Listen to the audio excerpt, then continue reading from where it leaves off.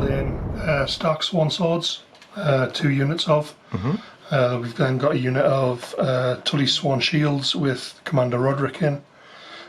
Then my favourite unit of the piece, which is the Stark Archers with the Stormcrow's Lieutenant in. And then we've got a unit of Outriders.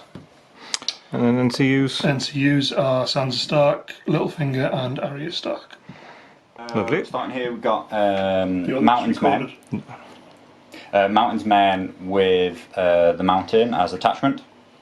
Coming in, we have the Crossbowmen, and they have Preston Grinfield in. I'm not 100% sure if that's the right model, but that's the one I generally use, who can tell them apart. Next we have the Halberdiers, obviously with their 1.5 changes. I've been liking them a lot, and I'm playing a Tyrion commander.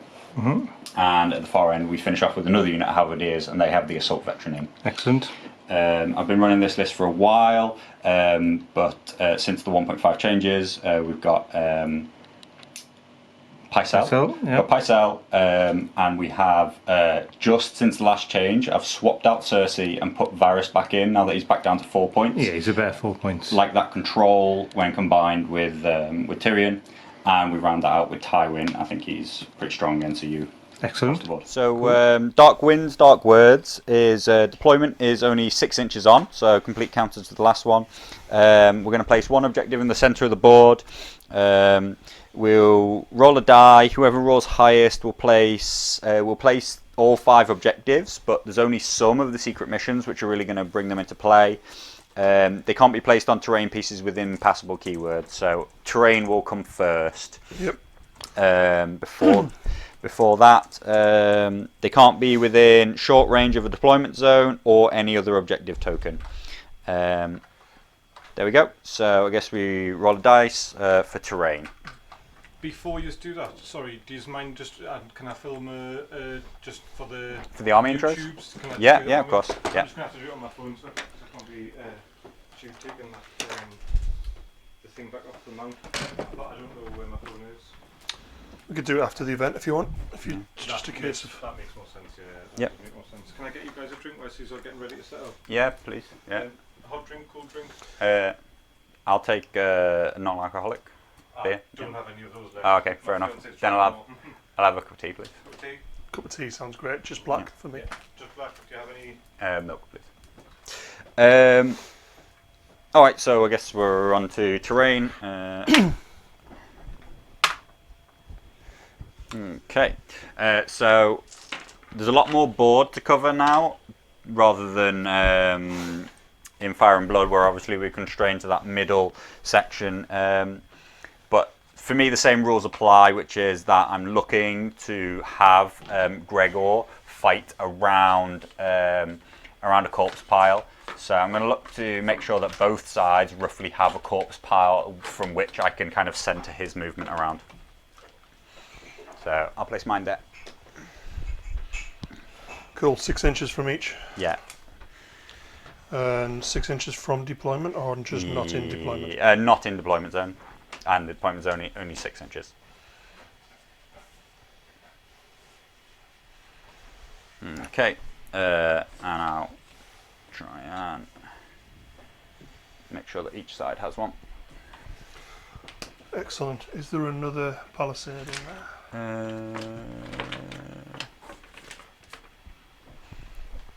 So Dan, do you want to describe what you're doing here? Because I know what you're doing, but yeah. So me and Carlo play quite often against each other, and I'm really a big fan at the moment of the Stark Longbowman. So being able to ignore terrain in units is big. What I like to do is kind of give myself an area that I can put the guys behind. So the palisade's brilliant in the sense that I can fire over it, I can hide behind it, and I can control parts of the field. So it's really good in games like Game of Thrones, where you actually want to control objectives. With the centre one in Game of Thrones always been strong. So I put a palisade each side, and it's a bit of a tell for Carlo where I'm going to put my longbowman, but it does give me options. Yep. So we kind of end up with a relatively symmetric map, but that's fine. Roll again for objectives, I assume.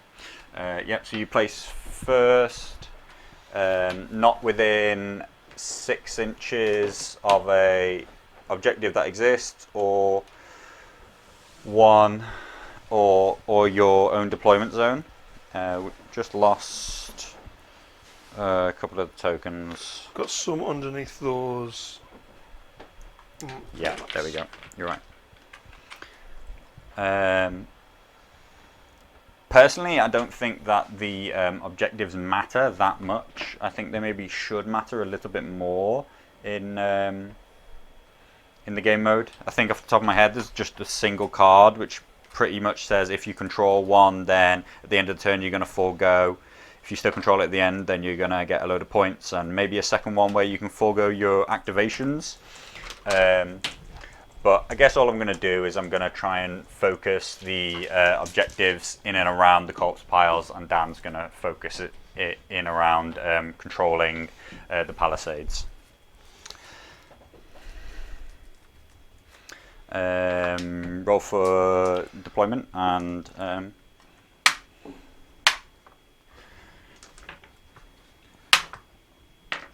I'm wondering. that's you. So do you want to choose side? I shall choose sides, and I shall choose this side. Okay. Yeah. Yeah. So you deploy first, 6 inches on. So just for my benefit, what are you bringing? Do you just want to Use black dice? use the black dice and the other one use the red? So Yeah. people actually know who's rolling that. Yeah. Brilliant. For your 400 dice halberdiers. Yeah. Well, I mean, I just hoard dice anyway, so you know whether they're mine or not. noticed when I went I- to defensive. I love. Yeah. You know what? One of the things that really made me fall in love with the game was when every faction started coming with its own dice. I was like, that's it. This game's for me. I like dice to all be the same size, the same weight, the same feel. And now everybody has that. Everybody who turns up to everything has the same dice. Yet for some reason, Daryl likes to use dice that aren't part of the game. I think it's because it's showed better on camera. Yeah, I There's a know. legitimate reason for it. It's for the stream, but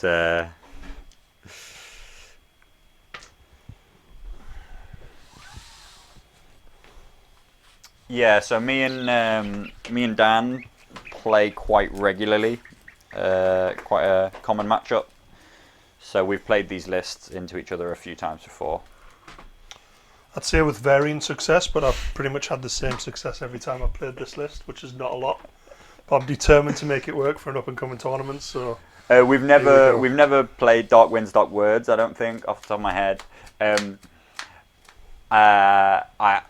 be honest, like Fire and Blood, actually, this list is quite happy about it. There are a few things in this deck which this list is really strong for. So Tywin is super strong if I can get hold of the card which tells me to put one of every token on a unit, because I can play it as like practically the last action of a turn.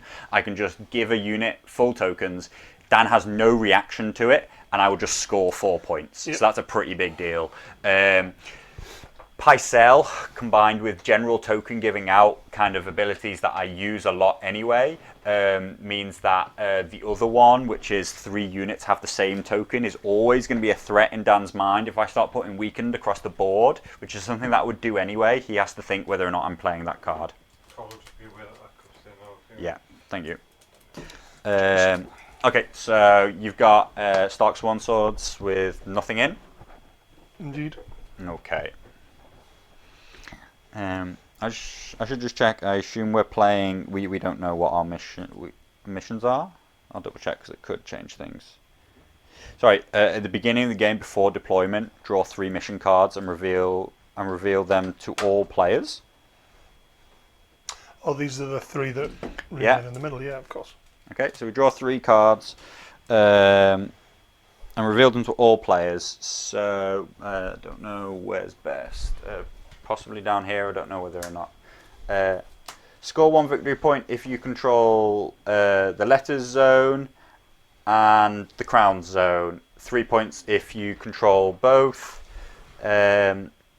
Score 1 victory point this round each time an enemy fails a morale test. This is sounding pretty Lannister.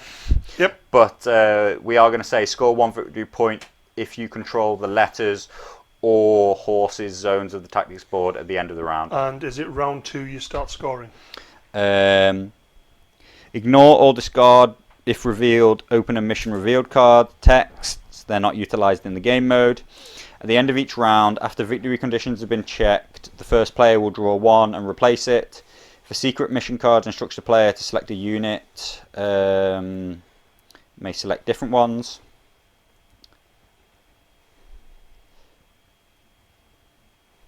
So we have to completely overlap tokens to control them, and more ranks stop token control. Yep. The victory point to finish the game is +2 points, so it's 12. We need to forget that. There's no victory through combat, and beginning on round 2, players may complete revealed secret missions to earn the listed victory points. Yeah, so from turn 2. So whoever plays turn 1 will get to swap one of them out, and they won't be in effect for the first turn.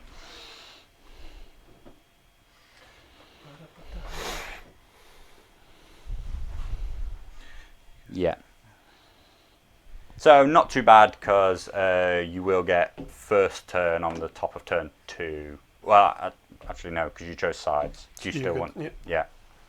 Do you want to deploy a unit now knowing what the missions are? Yeah, so that my friend had that issue too. Okay. Rodrik with his swan shields. Okay.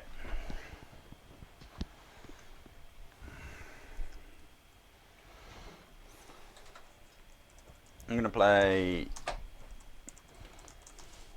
Gregor.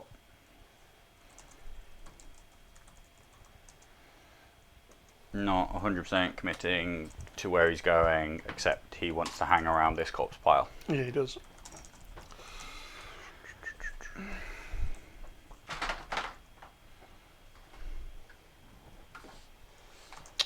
A unit of vanilla swan swords.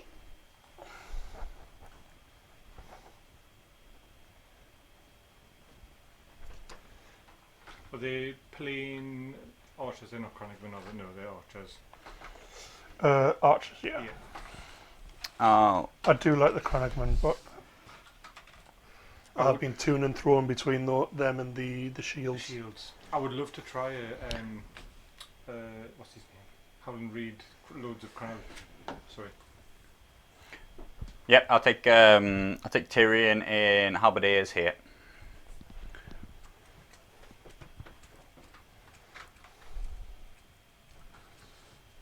It is probably one of the most difficult game modes to deploy for. Possibly why your deployment's so far back.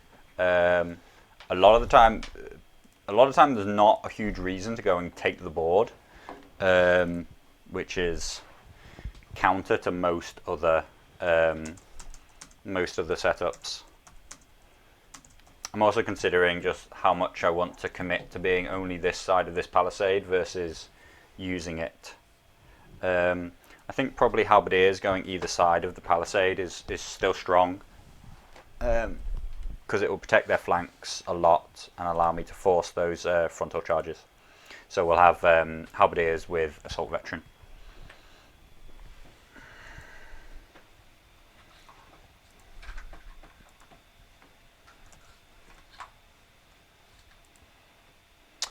Another unit of swan swords with no one in. Okay, and I'll take Preston. Grenfield in the crossbowman, right out on the flank. And my final unit is a unit of Stark Outriders. I think the fun thing about the Starks in this game is they're really flexible. There's loads of different builds for them. I think Lannisters, in fact, all the fully fleshed out factions are quite similar in that sense. But I think the Starks have got like some really contrasting play styles. So there's just someone in the chat who's not actually played the game before, but he just came across the stream. Yeah. Saw the green screen dice and decided to come and have a look. and he's just asking about the game, and he says Starks are his favourite faction. Yeah. So I think they've got a great. One of the things that makes this game really good is if you play 40k or if you like Warhammer, stratagems are sort of like your finite resource that really affects the game in 40k. But in this game, there's a tactics hand which you'll see popping up on the screen every now and then. And they can really influence the game. Things that might not be possible normally become possible with those. So it's sort of a balance of the commander you choose, the units that are going to complement them, and whether or not that's going to play well into both the matchup that you have and also the game mode that you're going to play. Okay. And in a tournament setting, you bring 2 lists to give you some level of tactics just before you even put any units on the board. You're already playing into what's hopefully a strong matchup for you.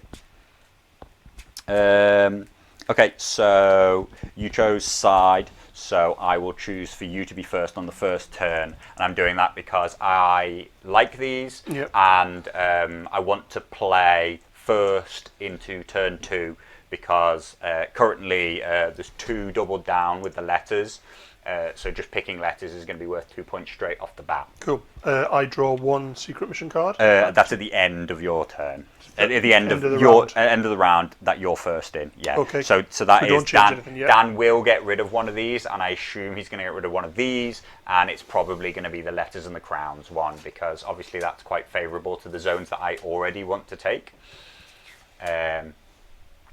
But it's just going to put pressure on him that's the one he's going to get rid of. And leaves me still open to using the victory points every time a unit fails a panic check. Yeah. So I'm going to draw my 3 cards at the start of the game. Yeah.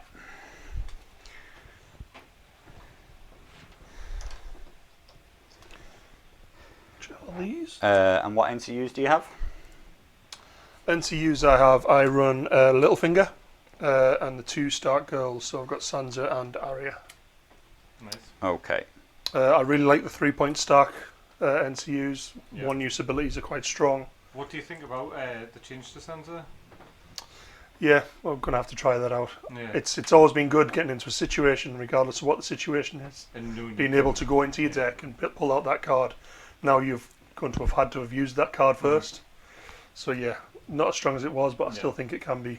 Just before we start, does anybody in the chat know? Because I haven't really used him properly since the change when he became 5 points and now he's 4 points. For Varys, if I choose to remove the zone's effect, but Dan uses a change the zone's effect, he's still lost the zone's effect. So essentially the zone that he's standing on becomes nothing. Yeah. If he's still got an influence or an ability, that still goes off. Yeah. But the zone that he stands on just becomes blank. Okay, but what if he can choose to change that zone's effects to something else? Yeah, but he's standing on a blank zone now. Okay. So the zone itself is totally cancelled. Okay. So it just means that you can't claim a zone, essentially. Well, you can claim a zone, but... You can claim a zone, but nothing else. Okay. Cool. So draw my cards. Okay. And I will take Littlefinger on Moneybags. Okay, but I will activate a Varys token, and I will say that you're not going to get a zone's effect. Yep. On a 3+. Okay, so you can go wherever you want, and you can change it into any effect, but it won't have an effect. Yeah. Okay. Well, you know my play, I'd change it to letters so I could get a draw. But obviously that's been negated. Okay. I think something that we need to get into the habit of is saying, I'm going to activate this NCU, thing. and then you've got to say, before you activate that NCU, because I do it all the time. I feel, I'm going to play and the name of the card you've shown your hand yet. Yeah. So the more information you give about what you're going to do, if you give your opponent, in my opinion, if you give your opponent a window and then they don't do anything, then you move on. But if you kind of skip the window out and just say, I'm doing this with this person, then you kind of always have to give that chance to say, actually, there was a window there that you missed, and I want to do something in it. Mm-hmm. And it's kind of your own fault for having skipped the window that you kind of revealed what you're going to do. Yep. But incidentally, although Dan said he was going to go on the money bags, I used the window which was earlier than him saying he's going on the money bags, so he doesn't have to go on the money bags anymore, because I actually used an earlier window. So I will take I'll take Pycelle onto the letters. I'm going to draw 2 tactic cards, I'll show you my deck in a second, and I'll put Pycelle's. I'll put Pycelle's weakened onto the archers, and I'll use a panic token on the archers as well from the from. There we go. So yeah, cool. this Cheers. is Thanks for joining. what I'm working with at the moment. Yep, good. Thank you very much for joining me, Chase. I don't know, just before you head out, if it's worth you hearing this, but the tokens that you see we use quite a lot, well, you see me use all the time, are from a company over in the UK called Art of War Studios Limited. And so I use them for every game system. I think they're fantastic. They're great quality and they look amazing on the table. And they've actually given a discount code for all the Northern Realms viewers. So if you go to Art of War Studios Limited and you buy tokens, they've got them for pretty much every game system.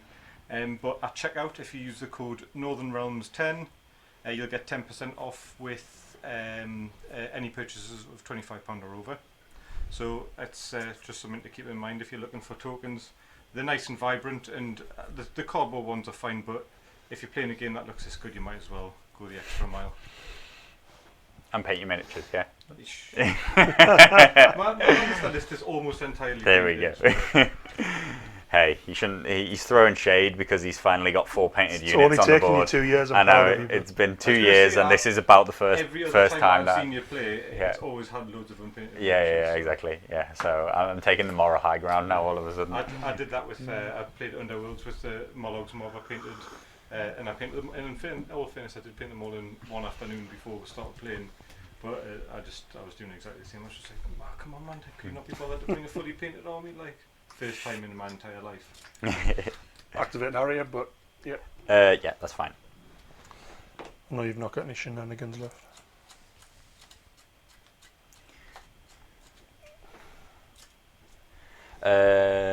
Okay. I'll take Tywin onto crowns. Yep. I will. Yeah, I'll take a panic check on the archers, please. It's fine. That looks like it worked, yeah. Yeah, I don't care because it's not worth a lot to me, and I'd like to keep the pressure on for this objective on the second turn, which is every time a panic check has failed.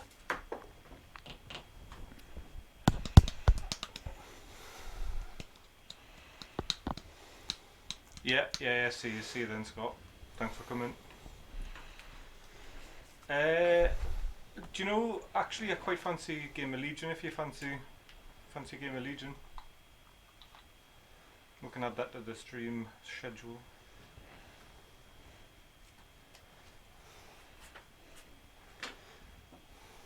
I'm off on the weekend, so we could try and get a game of song in on the weekend if you want. Cool. Thanks for coming. See you later, mate. So in the last set of, actually in 1.5 changes, they deemed that you can no longer take swords to just activate a ranged unit, take a shift, and not be within range. So that used to be an old favourite for Preston, just to draw a card. It was quite a nice little thing, but that zone's going to be pretty dead for the whole turn. So unfortunately, not possible anymore. Sorry, I'm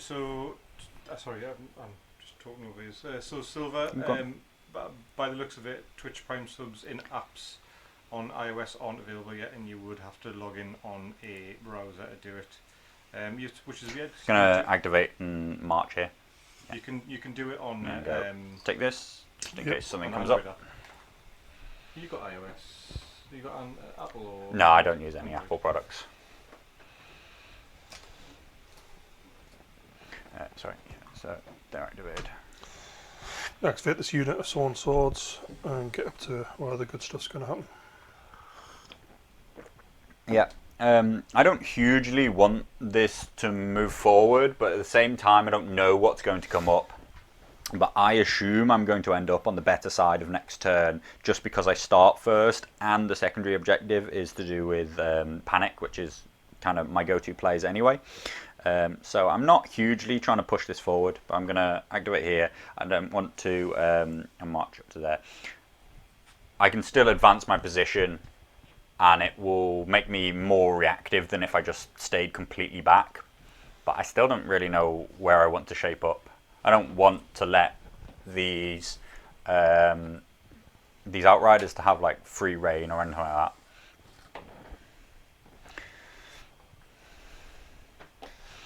I just want to put a bit of a tempting target in there for the mount to think about next turn. True, yeah. They've got block D3 auto hits, haven't they? Is that the... Yeah. And When is charged in Rodrik the front. Rodrik's in the Stone Shields, isn't he? He is. I've not tried that before, so we'll see. What does Rodrik I'm grant gonna as a benefit? I'm gonna push Reroll march against a these vulnerable up. enemy. So by activating and having crowns, I think I'm not quite going to be able to pressure them. But what it does say is that he won't be able to take a full move forward with the slightly faster swan swords.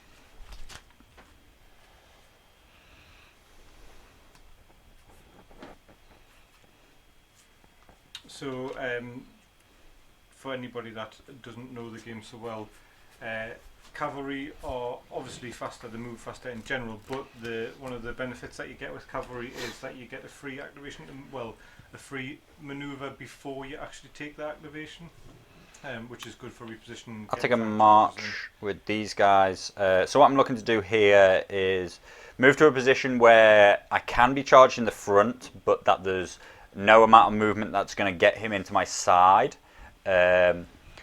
Maybe an extra inch there. When I pivot like this palisade is going to completely protect my flank. I can't be flanked from this side because the unit can't go into it, and you're going to have to be all the way past this line before you get any flank on this side. So I'm sort of basically just saying, charge me in the front if you want to. Yep. Which negates the ability.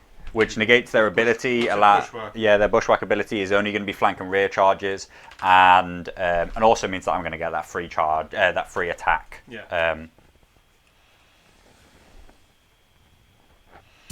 Okay, I mean, for what it's worth, I'll put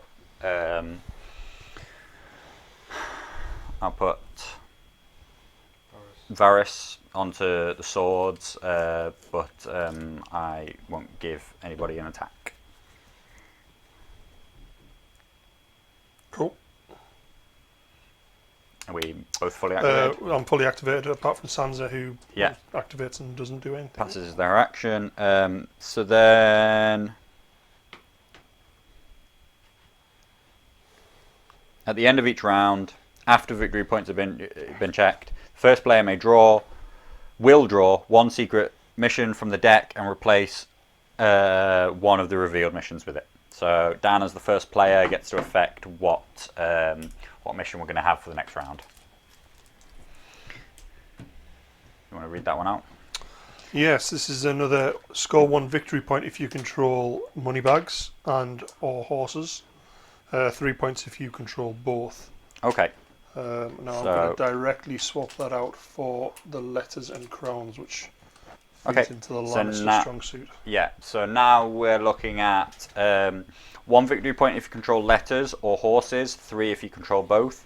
A separate card, which is 1 victory point if you control money bags or horses, and 3 points if you control both. And reveal this mission, and then each 1 victory point every time an enemy fails a morale test. So this is what I was kind of playing for when I took second turn. It's going to be very difficult for Dan to stop me from getting 3 points on one of these cards, because my very first activation. Do you want to discard any cards or anything like that? Nope. Yeah, second turn. Even though it's not the ideal zone for me, I'm going to take Pycelle onto the horses. because it's going to get me 2 points, and it's almost going to guarantee me actually 4 points because I'll take one of the others. It is kind of these cards which make people not hugely enjoy this game mode, I would say, because that's 4 points based nothing on what's going on in the battlefield. Nothing to do with what units I picked, nothing to do with anything else. More just in the meta game with the fact that I picked second turn.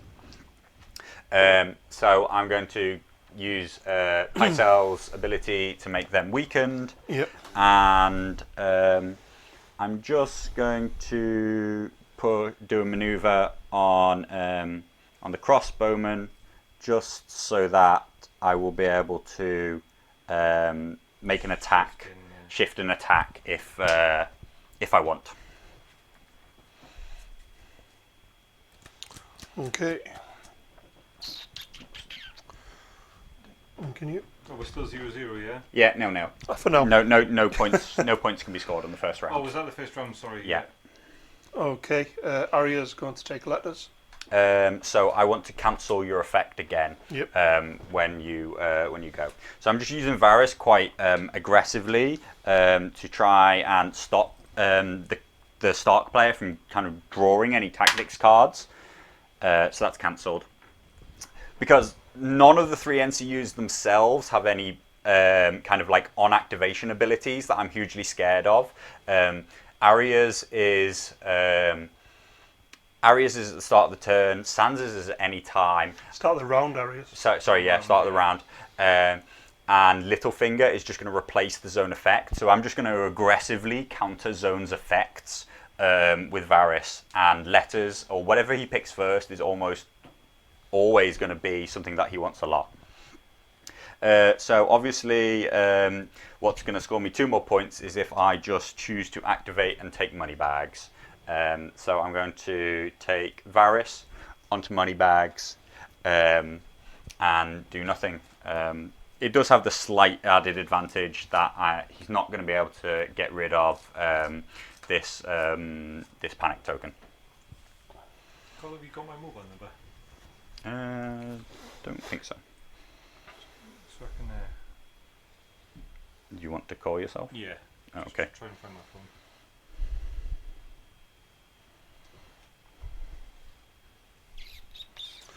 I don't want him getting a free panic check on my archers, so I'm going to take Crown. No. Take it then.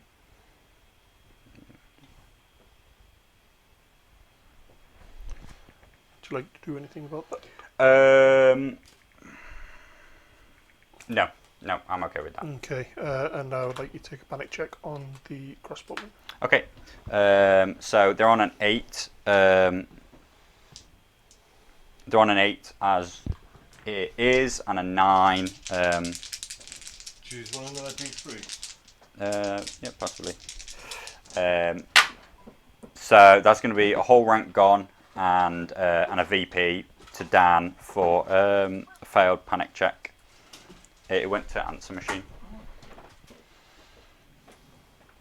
Maybe on second thoughts, considering it was worth the VP, it could have been a useful thing to put Varys on again, take another token, Yep. really force the cancels.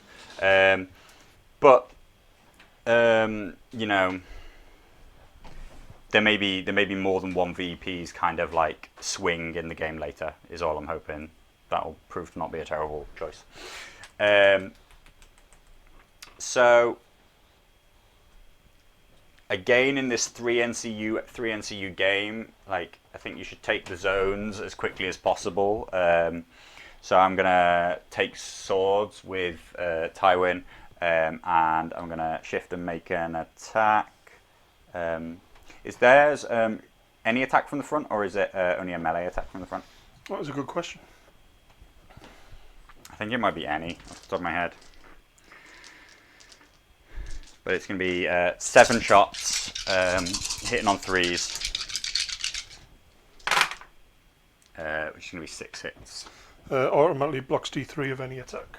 Coming from the front. Yep. Yeah. Cool. Is it an order? It is an order. Yep. So the order goes on. Yep. Okay, so you're on 5 sundering. Hits left. So 4s. So 3 die.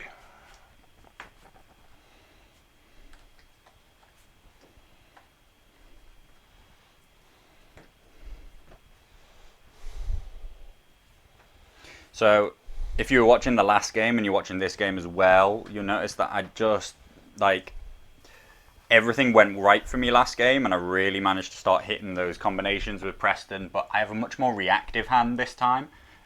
So things aren't quite, going crazy with the Preston, the Crowns. Also, Dan's denied it this turn, so, I'll have to wait. And there was a choice. I thought about maybe discarding a ton of cards, but there are still some very powerful cards in there, so I don't really want to discard everything down just to draw a few more cards. It's not going to do me any good just sitting out here waiting to take another hit.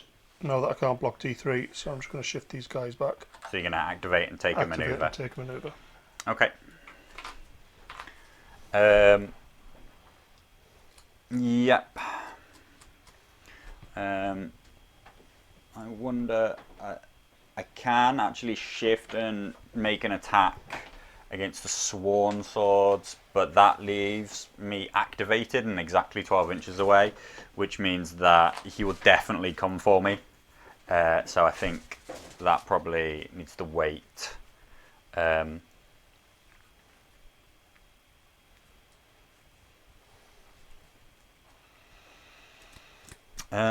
I don't have a lot to do, so I'll do the things that I care least about. So I think I'm just going to activate the mountain, and I'm just going to move up, say, some with a march action.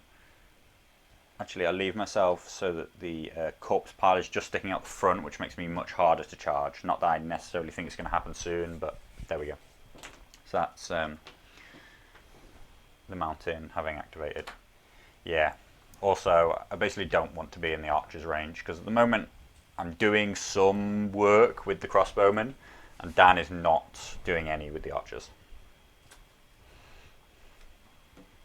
Is that just because of range? Just because of range, yeah. Because I've just been a bit more aggressive and pushed them out right in front, whereas Dan is also slightly limited by this palisade. So I'm gonna. Interesting.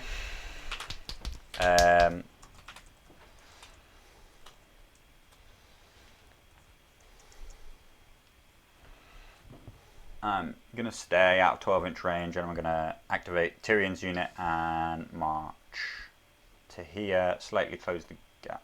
Actually, I don't want to be within 12 inches of them after they shift up to the palisade, so it's here. So that's just going to be their activation.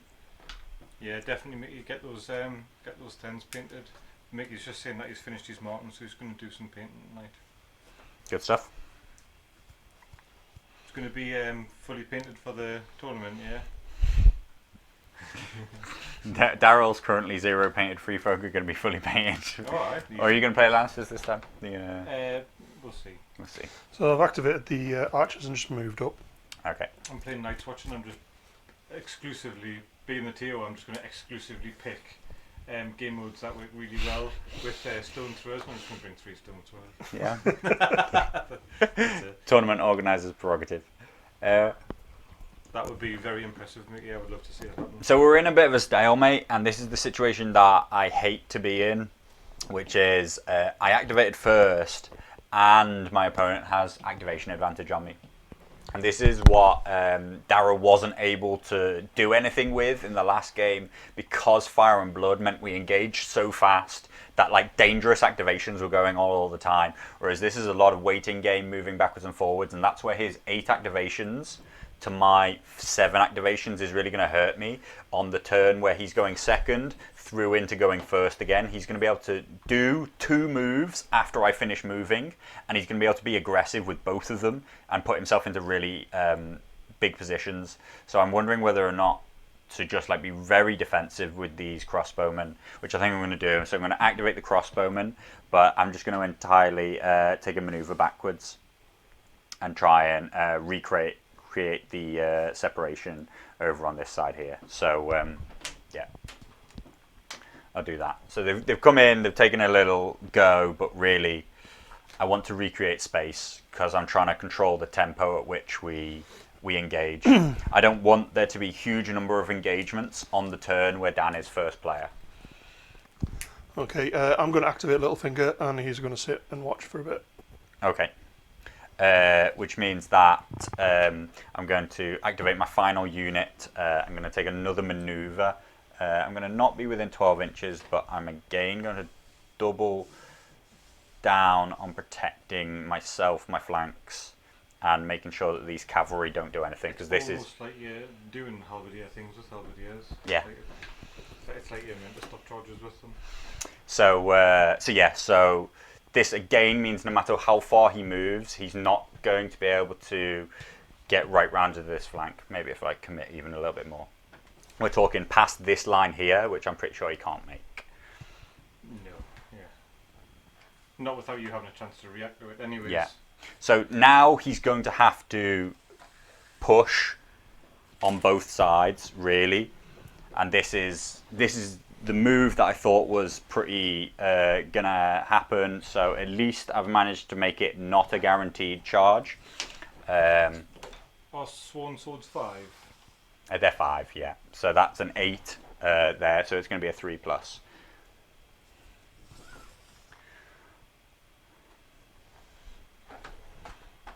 Okay, fully activated. Fully activated. Okay, so you scored one. We didn't give it, but yeah, you scored 1 victory point when you did the panic check. You scored 1 victory point for controlling the letters. Whereas I score 3 victory points for controlling money bags and horses, and another victory point for controlling horses and letters. So Daniel score 2 to Carlo's 4. Yeah. And I was first player, so I'll draw a new secret mission, which is going to be score this mission if you have at least 1 friendly unengaged infantry in an enemy deployment zone at the end of the round for 4 victory points. Obviously, I don't think that this is going to happen at all. That wouldn't make the game against me at the last tournament. Yeah, it can be a pretty big one. Were you playing maybe the one from hand as well? Were you? Or yes. So you won't have known it was coming. Whereas at least I know that this is going to happen. I'm never going to do it. Dan has an actual possible chance of doing it. The question is, which one do I want to get rid of? And I know. Obviously, it's going to be one of these two because I don't want him to be able to do the same effect, take horses, and then double down into a load of abilities. And I'm going to get rid of the one that has money bags because Dan favours the money bags anyway because he has the Stormcrow Lieutenant.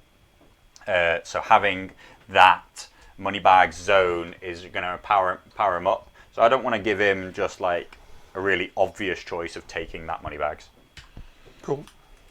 Okay. Happy with your cards? Yes. I'm gonna have to keep them. That you've got, Yeah, no. They're still what they were, so we'll see what happens. Things are gonna get interesting now on the top of turn 3.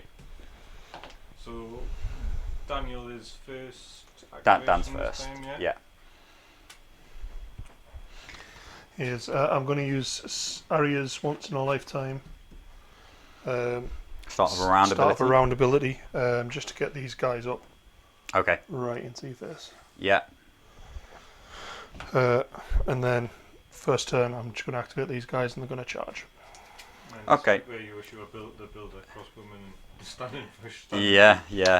When I would like to play a card now. When you declare a charge? When I declare a charge. Yeah, that's fine. Yeah. Your opponent may not play any tactics cards or use any orders until the remainder of the turn. Okay, I'll use Tyrion's ability on a 5+ to cancel that card. Yep. Is it anywhere or long range? It's anywhere for his commander version. Short range for his attachment, but his attachment is a 3+ and stops orders and tactics cards. It's a new ability that Mance also has now. Yeah. Mance Raider Commander has that ability, that attachment Tyrion does. So this is a 5+, and I'll probably make it. I was going to say I was probably going to ditch a lot of these cards, which I don't care hugely large amount about. But cool. Okay. So then I roll my charge distance, which brilliant is a disordered charge. Disordered. So I have used an ability. No, disordered. Is that just orders that you can't use? It's tactics Orders, cards. tactics cards. No. It's not orders actually. It's not. Or it does. No, it's just tactics cards and can't reroll. Lots of people think it's orders, but I checked the rulebook just the other day. Yeah, disordered charge doesn't include orders, which is important for someone like Tyrion Naharis, whose major effect is that on the charge he wants to make those effects. Cool. Stark Fury. So Stark Fury, 8 attacks, critical blow, and I do D3 damage to myself. That reroll would have been nice. And you hit on 3s. Hit on 3s instead of 4s, so we've got 4 hits and I take 1 myself. Crit blows also, that's 5. 5 hits, correct.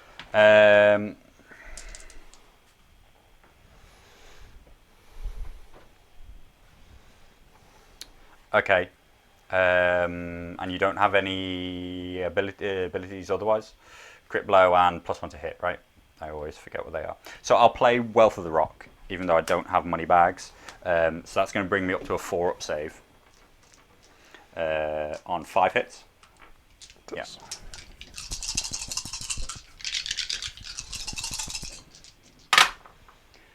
4. So we're down to the 1 rank. And killable by morale. So let's hope that this doesn't go super bad.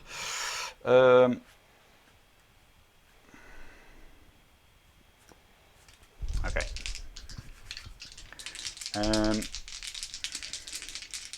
So normal 8 becomes 9, but really I'm caring about whether or not I get 3 on the D3. No.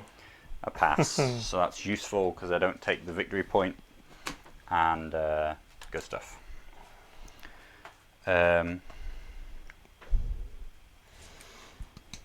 Okay, interesting.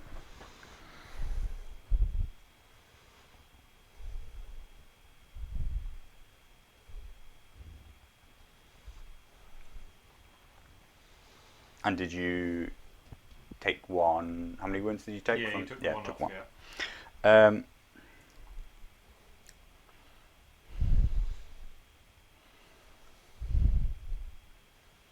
So that Dan didn't choose to kind of like play into this controlling one means that like chances are he'll react to me taking it, but I don't have to react to him not taking it either. So I think I'll push the play. I'm gonna play.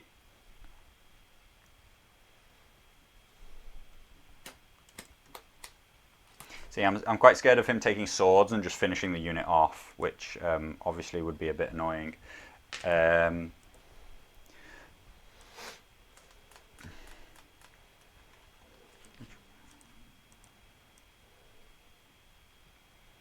but I think I have the cards that I want to play. Really, this is going to be my important card here. So I'm going to activate the mountain. I'm going to take a morale test on 8 to see if I have to charge. I pass, so I don't have to charge, but I will be declaring a charge.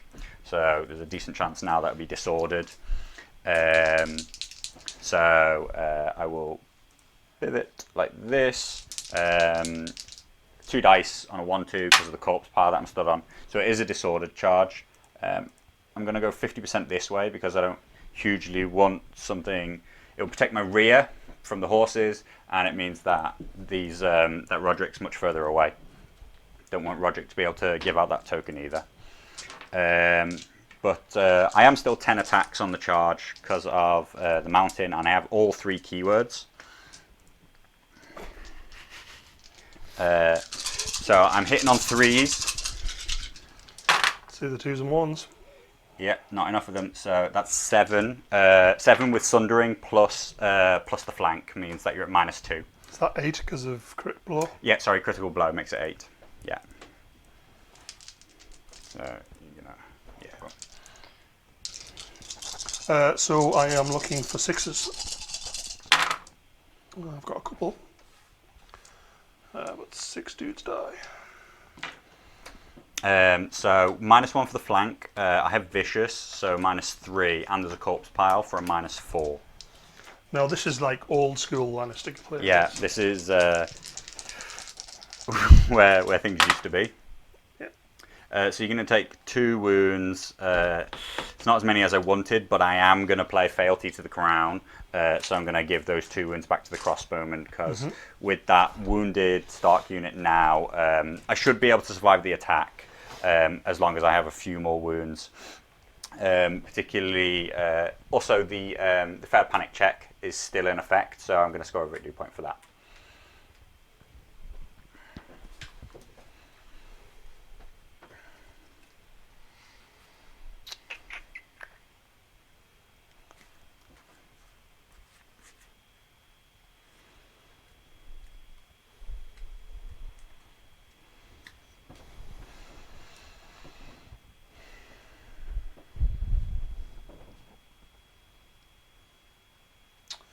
Going to activate Sansa.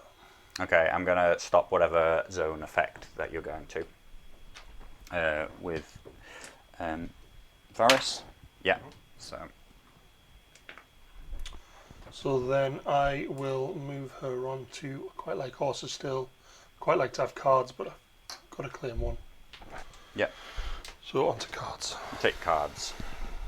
Okay, I mean, I pretty much have to counter with horses, otherwise I just give away a lot of points. You know, I can score 1 point or I can lose 3. So, you know, killing that unit isn't even worth any points, particularly if I can't get them to make them fail a panic check. So, yeah. So I guess I will take Pycelle onto horses. I'll put a weakened. Yeah, I'll put a weakened onto this unit here. It's really just going to make sure that these crossbowmen survive the turn. And I will... I'll use the maneuver to bring these around. I'm going to keep out of that 12 inches and make sure that I'm within 1 inch so that I can destroy that wall if I want, which is then going to open up the cavalry's flank.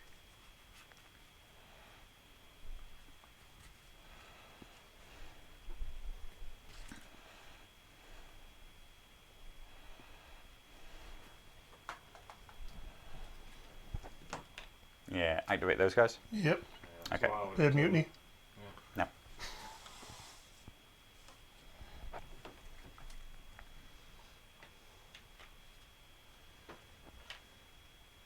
Okay.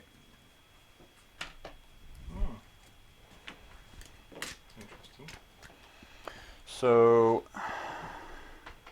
I honestly thought you were going to try and get a side charge off there. There was no way to get that far over, so Even with your free manoeuvre? yeah, 6 inches would have took us up to about there, which is still... I think 30 in his also it's gonna he's gonna have to be coming in at an angle, and he'll probably touch the corpse pile. So it'll be a bit of a dodgy charge by the end. Yeah, I mean, we'll have see exactly what it does. Okay, there are a couple of things that I can push, but again, just because I'm thinking about the cards that I have in hand and what I want to do, I think I will take the money bags because it's useful to me right now, but also it would be useful to Dan. I'm going to take the money bags with Varys, and I'm going to put the 3 wounds on here. I can't think where they are. Yeah, 3 wounds on here.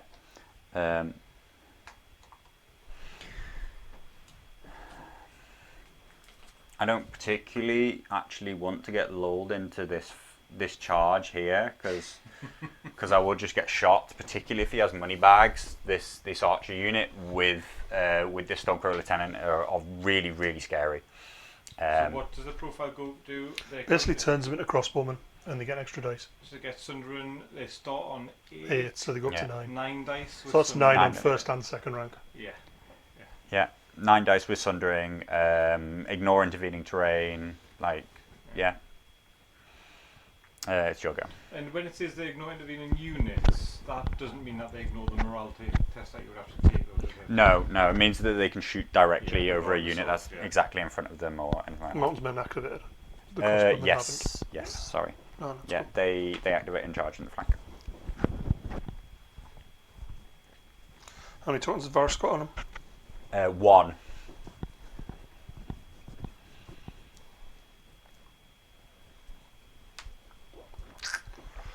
I'm going to activate Littlefinger. Yeah, I'm not going to do anything.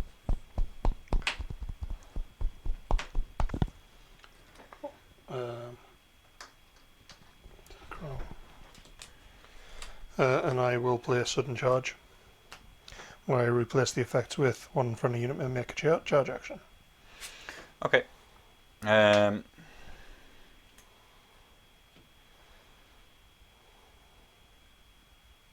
Yep, it's fine.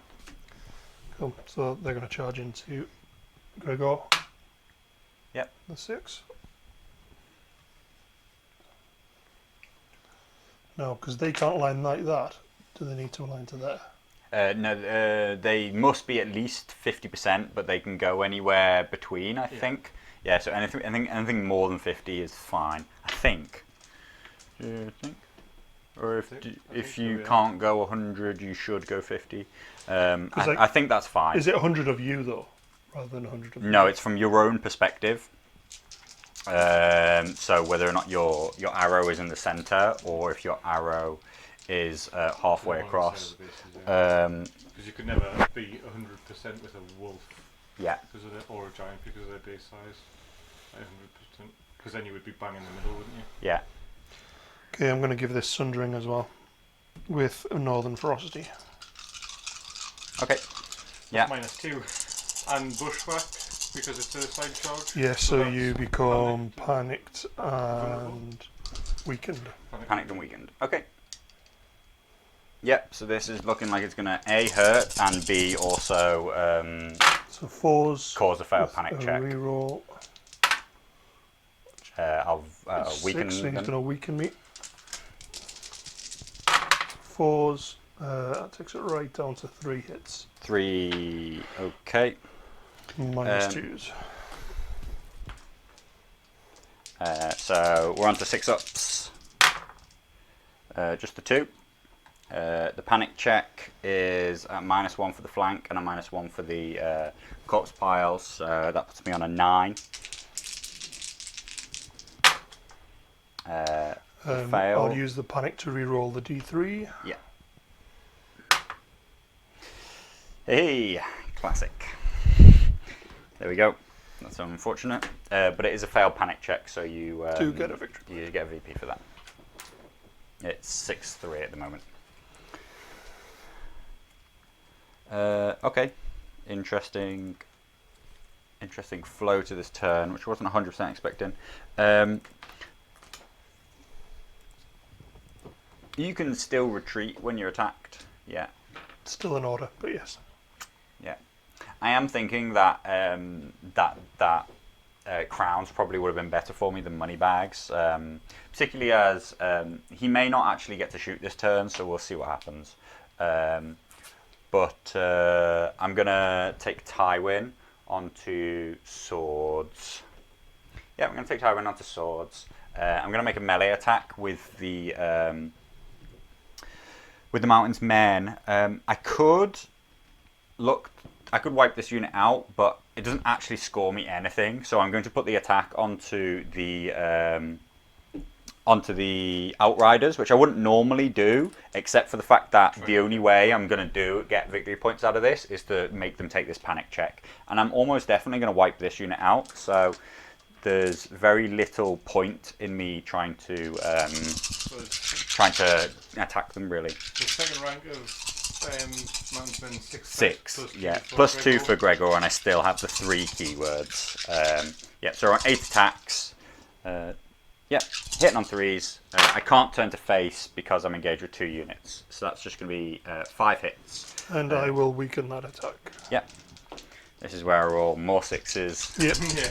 than I did previously. That's what normally happens. Just the 3 hits now. which as long as I can get, so it's got sundering, as long as I can get one through, I'm kind of looking for this vicious, hit. Yeah, So he gets his one through. 1 wound on them, and you're going to take a panic check with vicious for -2 and the corpse pile for a -3. So 9 I'm looking for. Yeah. Which I do not get. You take another 4 wounds. And that's a VP. Does. I didn't like the taste of that, so I am going to back off with my order.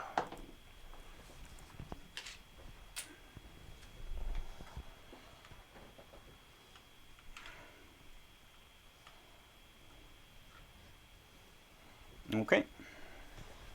That was Tyrion's activation.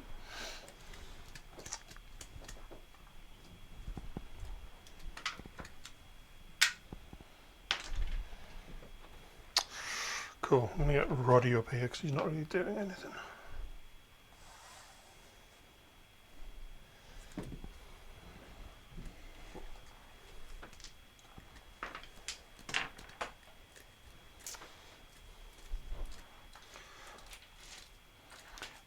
I think I'm going to activate the crossbowmen, and I'm going to take a melee attack because they're actually kind of in the perfect kind of region where I might do 2 wounds or 1 wound and force a panic check. But this is so out of my normal. You don't know what No, so out of my normal. I have no idea what my attack profile actually is. I've got 5 attacks hitting on 4s. So, like I say, hopefully this will kind of result in 1 wound and a panic check again. So I'll activate the crossbowman. I've got 2 hits, no negatives. So I'm looking for 4-ups, which I do not get. Yeah. Right in the realms of what Carlo was after. Yeah. So a -1 for the corpse pile puts you on a 7. Yeah. I'm a lucky man. About. Just about.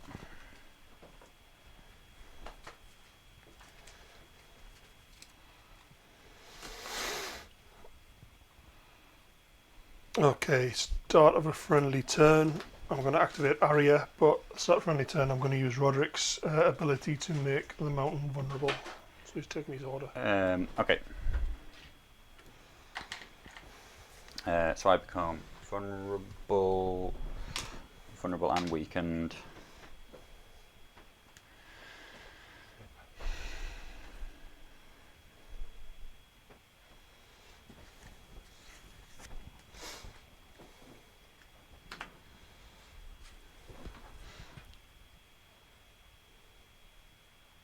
So the Outriders are in that position where basically I can't make 50% contact with the Halberdiers. So because I'm in the front rank, I'm not actually allowed to charge them. Which obviously a little bit annoying. So have you activated here? I have. No. Yeah. Here, all Yep. done. The archers haven't done and they haven't done. Correct. I am first next turn. But I don't want to give the archers just a free shot. But currently not a lot is happening here for my advantage. So I'll activate this unit and I'll destroy this palisade wall. Because it kind of opens options up for me. Otherwise that unit's going to sit there and do nothing for the whole round. They've activated 2. I'm just going to shift these guys up to here. Okay.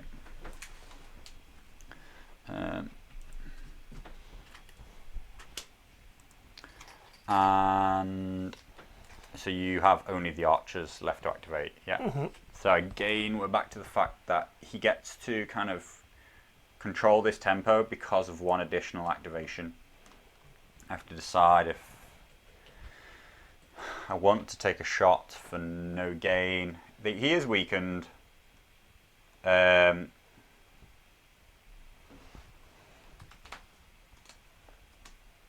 But I think I'm just going to activate and move to here. Whoa, it's quite defensive, but I am winning in VPs at the moment, and the objectives still remain sort of in my favour in terms of morale tests and things like that. So I don't think I need to push anything to happen. So I want Dan to feel like he has to push the game to happen. And this has now become more of a hindrance to me, so Yeah. I'm going to activate the archers Yeah. and actually attack this. Okay. Do you want to spend a weekend on me?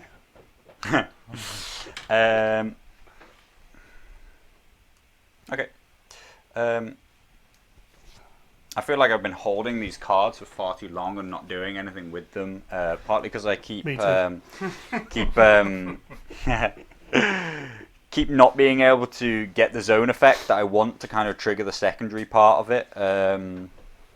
So I'm probably just going to discard some of these. Is that you happy with the end of the round? Indeed. Yeah, 10-4. So I'm going to discard Intrigue and Subterfuge and Lannister pays his debts. Because I want a new card. You get a point for controlling the horses, Yeah. and I get one for controlling the letters, which makes it 7-4. Yeah. 8-4 now, is it? No, 7. 7. Yeah. Carlo really doesn't need you giving him extra points, mate. Yeah. I have kind of like expended a lot of my. Because you scored another point for causing that panic test, yeah? So I scored 4 on the first turn. Yeah. 1 for the panic. 5. Oh, did you pass the panic test? I passed it. Oh, Yeah. Passed. sorry. Yeah, yes. yeah, he did. He did. I rolled double 1 for the save and throw, but yeah. So you Yeah. scored 4 in the first turn, and then A panic here and a panic here scored me 2 more points, And and then- one of the things that I selected scored me another point. awesome. I think. I mean, when we watch back, we can see if I was robbed of a point, but I don't think I was. I think at just some point I said I had 6, but I only actually had 5. Mm. And your first player, so you'll take a new secret mission and swap out one of these 3. So the question is whether or not Dan is going to let the panic one sit for the whole game, or if we're going to see it eventually move out. Kind of depends what he's got and what it's going to do. So reveal this mission. So Score ignore 1 that victory bit. point. Every time you charge. Okay, so a charge itself is worth a point, which is obviously basically almost the counter to the panic one, which is it's going to play entirely into Dan's mechanics and not into mine. I'm looking to take charges and do other things like that. So I have to say, not happy about that one. Okay, I will begin though by taking. I'll take Pycelle onto letters because it's still worth value here. I'll draw 2 cards. Good. And I will put a Pycelle weakened. Pycelle weakened here, and I will put a panic's not so important anymore, so I'll put a weakened here. So while he can charge, I'm hoping that he'll do nothing. I'm going to activate Littlefinger. Okay. Last order. Yeah, I'm not going to. What could you do? You want to take horses, but you could take any other effect.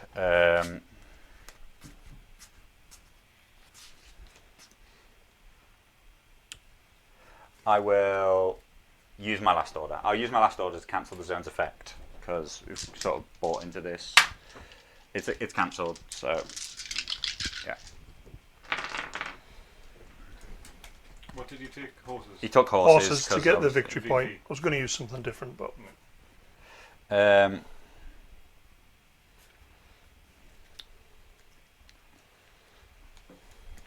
Still kind of wondering whether or not I should be looking at my cards in terms of what I could get going, or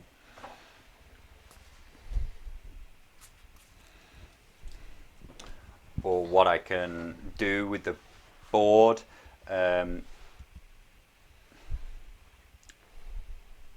I think because it's got a real chance to get rid of a whole activation, and it has some other card effects, that I'm going to take crowns and take a panic check on this guy, which is really probably what I should have chosen last turn. So it's going to be -1 for -1 for the crowns, -1 for the corpse pile. I think puts you on an 8. Looks like an 8. Yeah. Do not get. Okay, so there's no point for the panic, no point for the unit either, but it is going to get rid of his activation advantage. Finally, we're on to the same number of activations.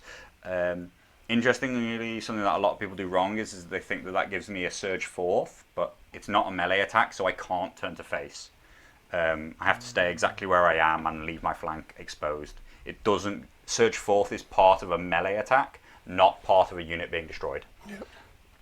So if a unit retreated, you're not allowed to pivot. No, so that's part of a retreat action, is that your opponent gets to pivot. Yeah. So a pivot action allows your opponent to a retreat action allows your opponent to pivot. Yeah.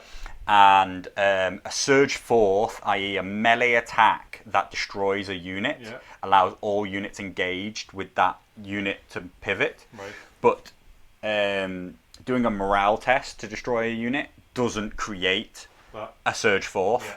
It only kills a unit. Okay. Cool. I'm going to play the North Remembers. Which is... when a friendly unit is destroyed, I can remove an activation token. Obviously, I haven't got any of those yet. Yeah. But I can restore D3 wounds.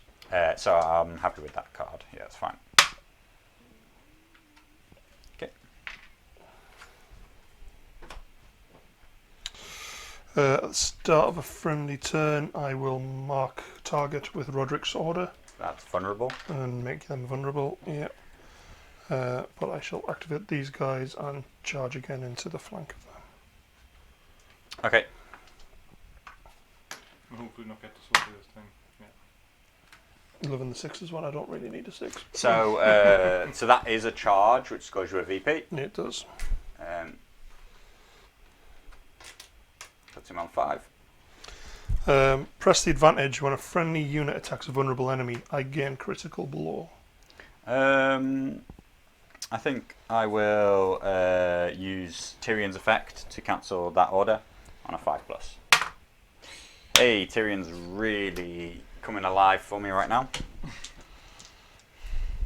So you still get bushwhacked though, so you're weakened and panicked? Yeah, which means I've got all 3 on me right now. So I'm looking for 4s.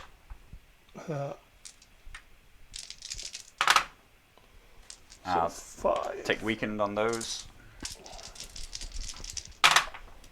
Back down to 2. 2. Just the flank makes them 5s. Do you care about vulnerable? Yeah, I don't like you getting 1 save, so let's throw the vulnerable off. Yeah.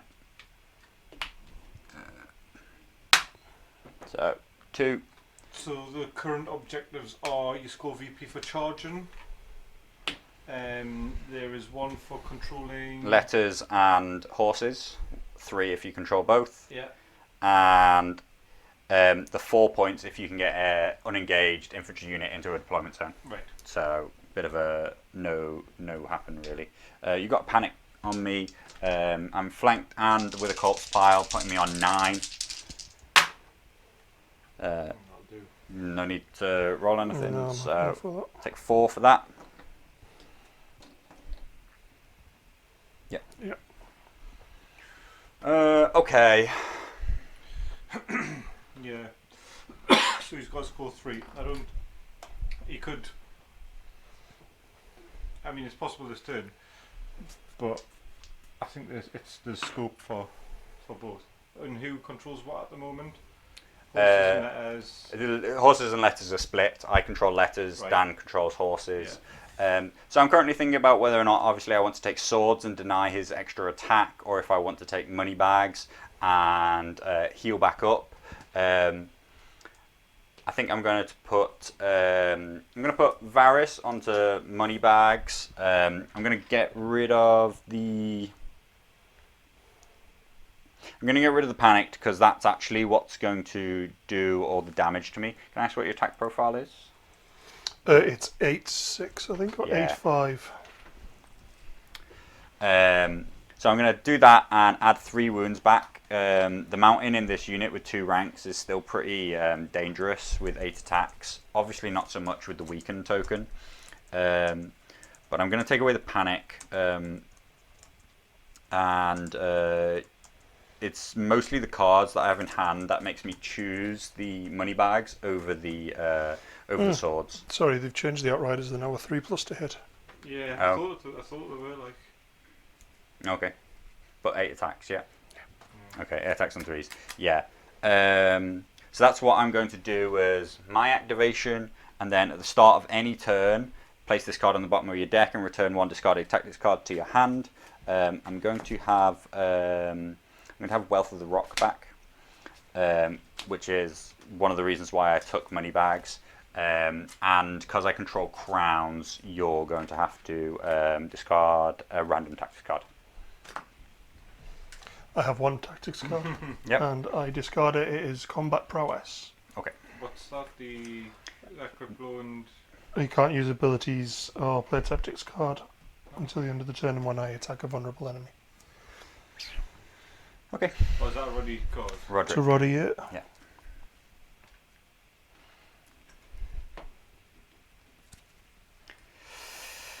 You go.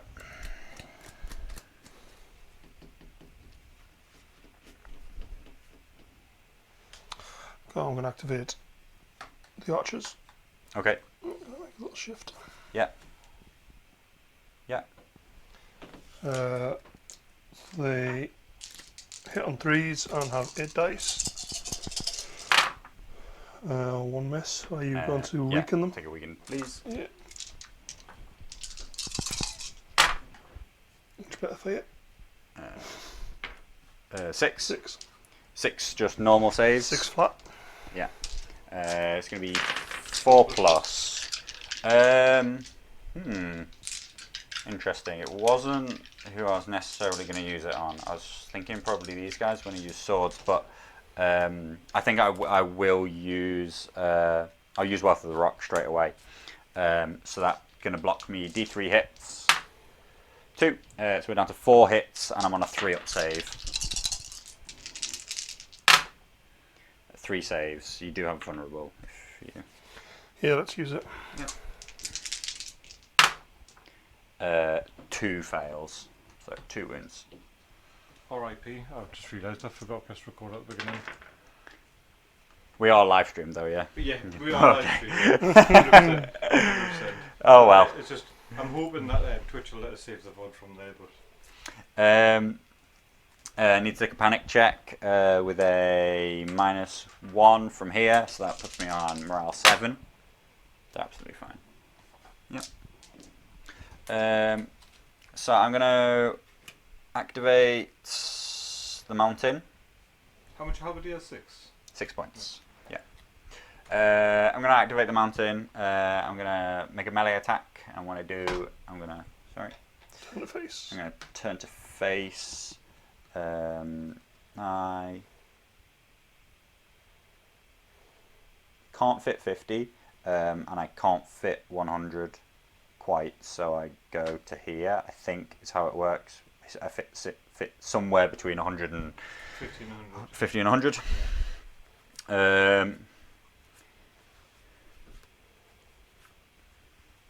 So what I'm going to do is make a melee attack. I have 6 and 2 ranks plus the mountain makes it 8 attacks, hitting on 3s. 3 keywords. Yeah, with all 3 keywords makes that 5 hits. Weakened. Yeah. 4 6s. 4 hits. What are these? Base 4s or 5s? Save. 4s. Sundering makes it 5s. That's 4 wounds. which is 1, 2, and another, yeah, 2 onto that. A morale test, -2 for vicious, -3 for that.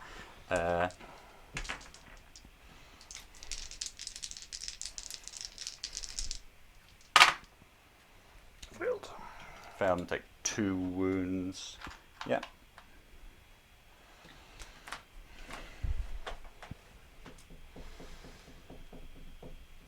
And that's their activation.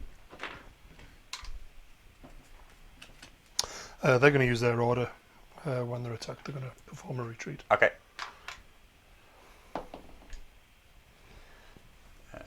Where are you going to go? Yeah. Just out. Just out. Okay, I will. I don't think I can't really do a lot. I was thinking about pivoting, but there's nothing really I can do. I'm going to use Sansa's to search my deck for a card. Your discard pile, yeah. Yeah, I'm going to pull Sudden Charge back from my card. Okay.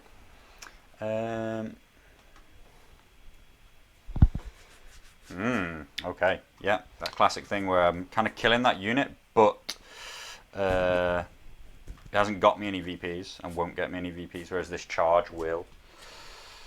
You're going to replace its effect with perform a charge action. I control the horses, so you become vulnerable. Yep. But I am disordered. Again. Did not get a written. No. No. But I Swift get advance or 6 something, attacks or maybe not. on a 3 this time, because they've remembered they're on 3s. Okay. And you're not vulnerable anymore. So 5. Okay. But you are vulnerable because of that. Because of. Because I had horses when I played the card. So you Okay. can- Yeah. Okay, so might not really make it out alive here. Okay. For 5 saves, but the normal saves, no negatives, so 4 pluses. It's going okay. So we're on 3 alive. Might as well spend it, yeah. Yeah. Really, it's going to be down to the panic, so I could fail them all. They're all dead. 5 wounds. You got another VP there for charge as well, didn't you? Yeah. So he's on 6 versus 7.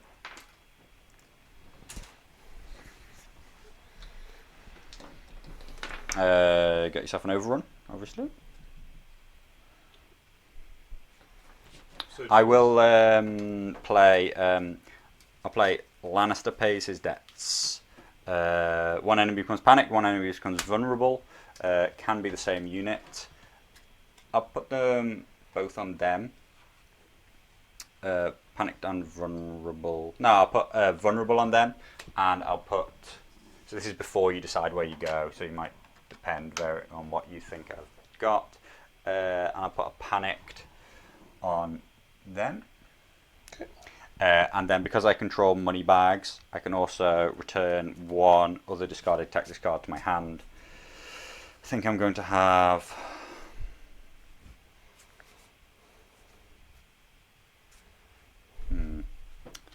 I guess it'll be Wealth of the Rock.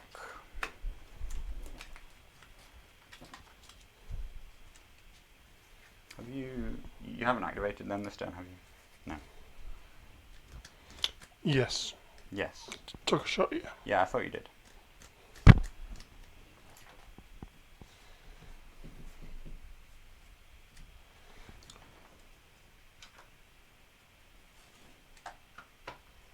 Okay.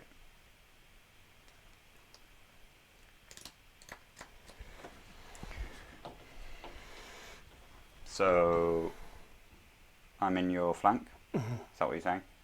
Because you don't want me to charge you. Because I won't fit. I'll be off the board. Which, yeah, is probably what I would do rather than shoot you, because again, killing units is not worth VPs. But it's still a good move, because I might as well get rid of their activation, even if there's nothing else to be gained from it. So I'll activate the crossbowman. I have crowns, so Preston will finally draw a card.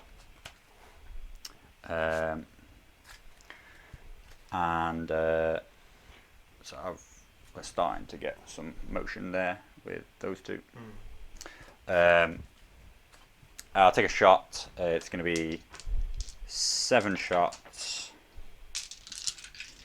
I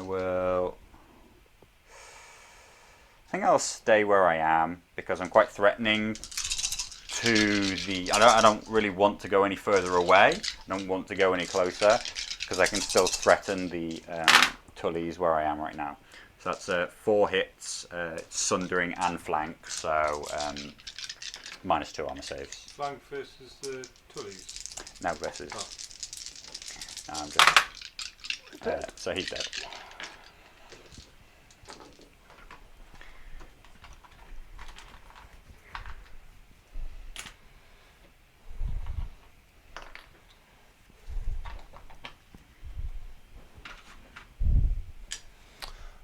I shall activate Sansa. Do nothing. Okay. That was their activation. So you've still got Sworn Shields and Still got the 2 units there. Swords Yeah. to go, yeah. And you've just got the 2 Halberdiers. Yeah, I've got 2 halves.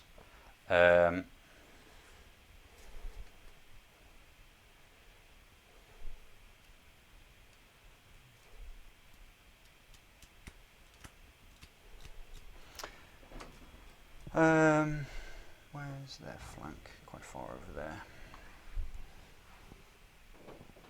So I'm going to activate these halberdiers. What's the charge and the range and the charge? That would be 10-inch charge, so it would be a 5.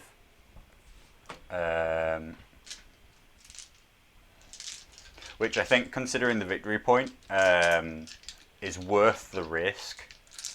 I'm going to make it as far over this way as possible. So, actually aiming at that part there. I'm pretty sure I can't get it down to 9. No, I won't be able to. So, I'm declaring a charge. I'll charge on 5. No. I think I've managed to avoid being within distance of the corpse piles, but we'll see. Possibly not. No, yeah. So I did catch the corpse pile, which is what I was trying to aim for with my charge angle. So it's going to be a -1 test, so I'm testing on 7. So it's a fail, and I'll take 3 wounds. You'll go.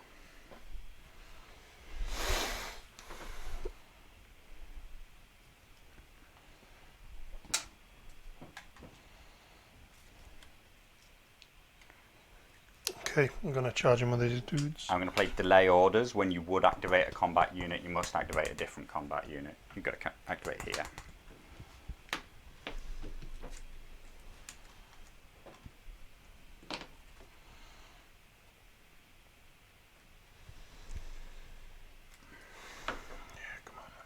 Possibly didn't think. So what's that charge distance? 3. Probably didn't think that through when I kind of angled that. Probably. It's 4+. Okay. Keep on forgetting to take those dice off. I'll do. Bit silly. You are in the front. You're in the front. Absolutely. Yep. Yep. So you do need to be able to. Yep. There we go. So it's a victory you score a point victory for point that. for the charge. Even Stevens. I will make a melee attack on you before you attack. 2 indeed. So get 8 attacks, hitting on 4s. Already used the order with the Sworn Shield. I've already used Rodrik's order, Right. which is to mark Um, target. so take 4 sundering hits. I shall block D3 with the Sworn Shields order. So I block 3 of them. Take 1. 4+. 4+. good. It means morale. I think you, on the other hand, have managed to be safe from both. Not safe from my own rolling. Yeah. Yep. So one shield's quite decent morale on that. They're okay. 6 along with the rest of the Stark stuff. So used their order. Cool. Now you attack. 6 attacks. Did the Sworn Shields get a points drop in last Yes, quarter? they. 6 from 7. They're a very comfortable 6-point unit now. Just the other 7-point units you had in Stark list, the Berserkers and the Great Axes, they just weren't, Totally outshone them. you weren't going to see time of day. So 6 attacks on a 3. And rerolls. 6 hits. Are you anything? No, you're not. Nope. I'll play. Just Riverland Lannisters. I'll play Wealth of the Rock. Make it 4, 5, 3. 3. 4 becomes 4, 5, 3. 3. Got that in the end. Yeah. How many hits were you at? 6. 6. I block D3. 3 pluses. Still the 1. Which means we still take the dreaded morale. With the -1. But I'm fine.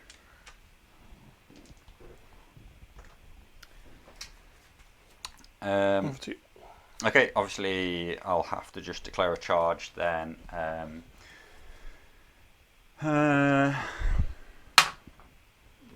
Cool. All day long. Um, Stand and shoot. Gonna get 8 attacks on the charge with rerolls, and you have used the defensive order, so there's an okay chance that this could go all the way through, depending on you failing another morale check, of course. But that's a given. 6 hits with Sundering. Cool. So 4s. 2 die. Moraleable. It's failable. And he has. Christ, Yeah. Daniel. Okay. Yeah. So obviously.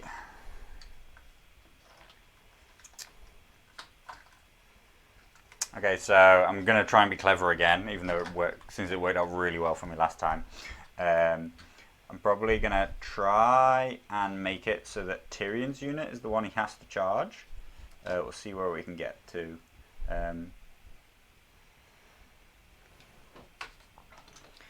It is interesting, actually. I think they're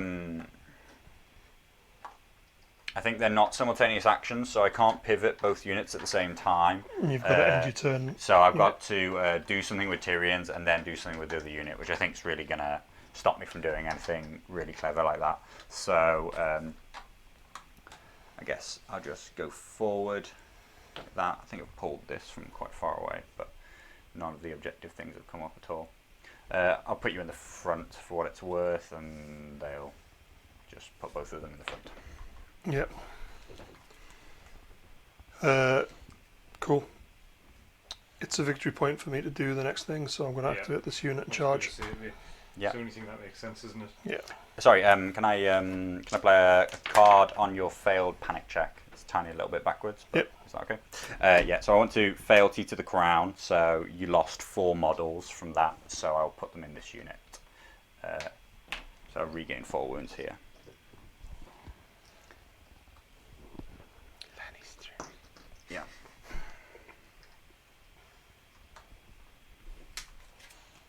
Okay, I'm done. Cool. I make a charge. When you activate, I'll play Paid Mutiny. So take a -2. -2 for me having money bags, and a -1 for this. So -3 morale test. Failed. So you take 3. It's a morale. So you take 3 wounds because I control money bags, and any attachments lose abilities, but I don't think you have any. No, none in that. Yeah, so it's just that. So rolled a 5 on the charge. Yeah. So I've already used their order. Yep. Who went first this turn? I did.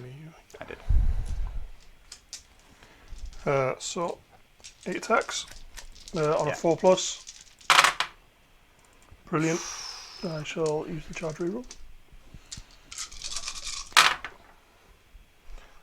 Oh wow. Did he use Star Fury? No.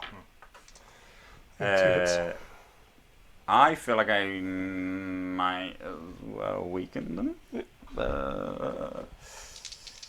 Yeah, I mean, no, things are going to get worse than that. So I'll just take 2 saves at 4+. Cool. 1 wound. Not with the -1 because I've managed to pivot my way out of the corpse pile distance. So a 6, and I'm fine. So I didn't take 1 when I charged you, but we're all Stevens on 8/8. Yeah. So for all the fact that I'm a bit stronger on the board, I've given up a lot of lead ever since that panic became charge. I also probably mucked up quite a bit with trying to be really sneaky with their positioning. So Daniel's first player. So he gets to pick. Does he get to pick? No. So I was first this round. So I will change the secret mission. Score 1 victory point at the end of the round if you control 1 and only 1 objective. Or reveal this mission and score 3 victory points if you destroy an enemy controlling an objective. I believe we use the first part of that. Or can you choose... this is probably why people don't play these that often. I think it's because the reveal's from when it's from your hand, isn't it? Yes, yeah.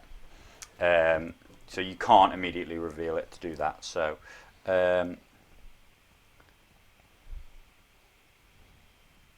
oh, this is interesting. So I would say actually right now I'm more likely to get an infantry unit into the deployment zone. So I'm going to leave that one there. The question is with him going first, do I basically want to leave the charge on the board as he can take it if he wants to charge the archers in? I think I do, because that's actually, I mean, it's a really bad move, charging into the front of halberdiers. Does this game have victory through combat? No, not at all. Yeah, so because that's such a bad position, a thing for him to do, I'm going to leave it on the board. So he either does it and lets me charge him, or he doesn't do it and sorry, he either doesn't do it and I'll charge him and gain the point, or he does it and I'm going to get the first attack, I'm going to destroy his unit, and I'm going to threaten running into his deployment zone for the 4 points. So is this turn 5 now? So this is turn 5 with Dan going first. I just need to draw some cards.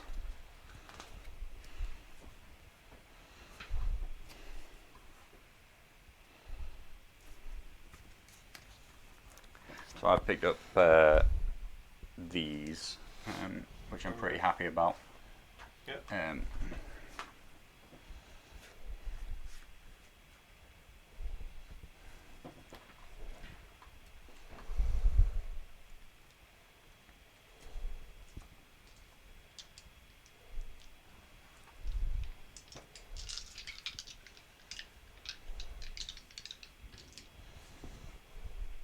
Have we still got any watchers? Just 3, yeah. Getting late. It is good. Getting late. Been playing for a long time. Today, we had the most the highest level of continuous viewers between 5 and 9, 10ish. So you got 15 at one point. Oh, yeah. Excellent! There you go. So that's, I think, weekend streaming is probably quite a good idea. Yep. Problem is I work shift, so it's like, when do I get there? What's your first move? Cool. I'm going to activate this unit. Okay. They're going to play Swift Advance and advance backwards. Okay. There are the sorry. Sorry. Before you do that, I want to cancel with Tyrion. Cancel the card. Yeah. 5+. And he's 100%. 100% for the game. You've got the look of the devil.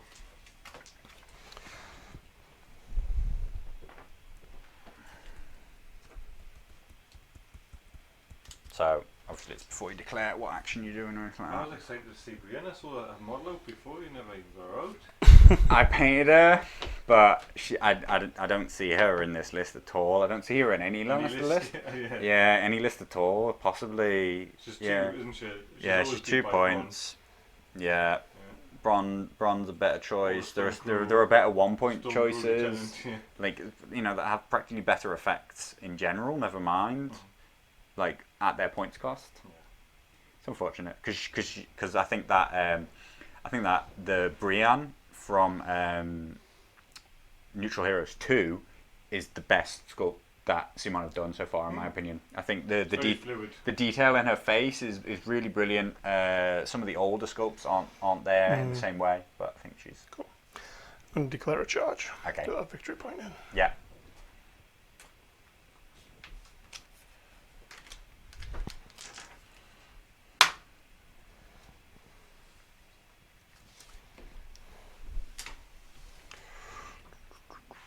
So I will use my second order to attack you first. Yep. 1, 2, 3, 4, 5, 6, 7, 8. Hitting on 4s. 5 with Sundering. 6s anyway, I think. Yep. 1 up. It's 5, not 6. It's 5. Cool. Yeah. Might finally get to use that panic token, which I've had all game. Just a flat panic check. 7. Yep. I'll reroll. I'll reroll both of the black die, and I'll reroll this just because I'm looking for that lucky 3 to drop him down to 1 rank. Got the 3, mate. Got the 3, but not the panic. Okay. Cool. You're right if I attack you now. You may now attack me. Thank you. I don't know what the hell they attack on. Yeah, back with the crossbowmen. What do they even do? Right, 4 mighty attacks on a 4+. 3 hits. Teach the Outriders what to do. Yeah. That panic check token's gone. It's gone. 3, 4 pluses. Hey! Sorry. Lannister. At least Lannisters. Lannister just sat Yeah. sort of injury. Yeah, true. Okay, so that was their activation. It was. To be honest, at this point, I'm gonna like flip the table, and I'm just gonna try and wipe them out. I think that is possible, and also my best chance because of how close the scores have gotten. Deployment? 6 inches, really And quite a short thing. How far do they move? They've moved 10 inches. On a march. Yeah. And then a free manoeuvre. Yeah. It's not enough, is it? It could be. Turn. Could be, you know. But I think there's real chances that I can wipe you out here. So I'm going to start with Pycelle, and I'm going to go on to swords. I'm going to take an attack with these. And I'm going to put the weakened here. I'm going to use the order of the assault veteran for the first time tonight. I'm going to get +2 attacks and hit on 3s. So 10 attacks on 3s with Sundering. That's not great. We're on 5. 5 for Do they have on 3? With the assault veteran. 5 ups. Oh, because you get them +1. Oh! Extra 2 2 dice. die. Yeah. Must start the turn engaged. Yeah. And a panic with -1. I'll take the panic token and reroll both the black die, please. -1, yeah, still good. 7, yeah. Oh, maybe not gonna get that wipeout that I'm looking for, but okay. So I'm trying to decide where I use these, because I can still go for that objective if I wanted to put everything. It wasn't their goal, was it? No, it it was was the swords. Yeah.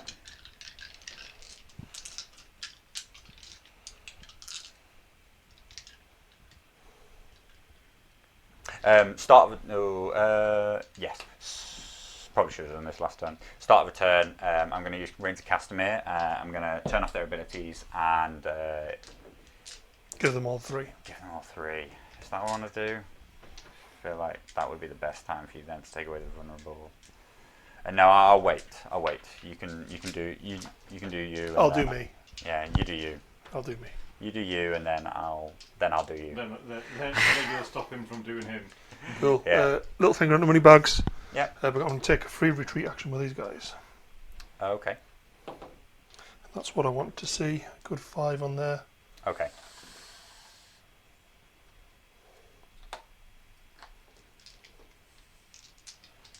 Okay. Interesting.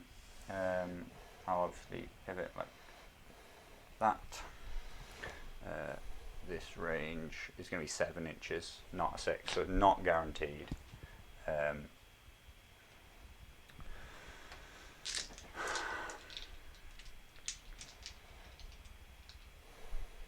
It is worth a point for the charge, right? Still, that card still exists.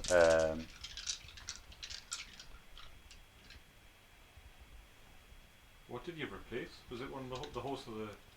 I replaced The the horse and the letters effect. Oh, this has become way different to what I thought it might do this turn. Probably should have just killed the archers.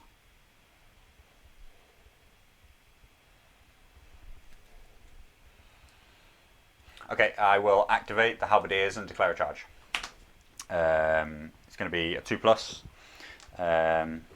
and I hope I make it. Okay, I have this terrible feeling that he's going to run into my deployment zone at some point. I'm going to have to take a morale test again.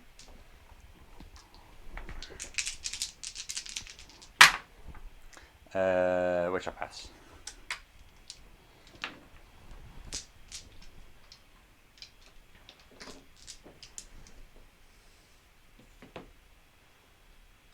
Okay. What are they 5s to move? Yeah, 5 move. Possibly should have been cleverer and done a much wider turn so that I could keep these guys in the inevitable front arc when they start to run away. Have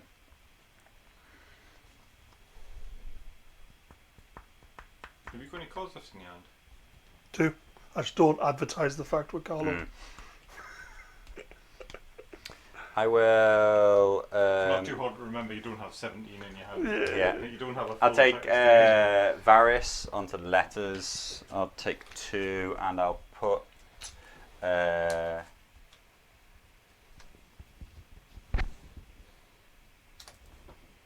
Panicked here.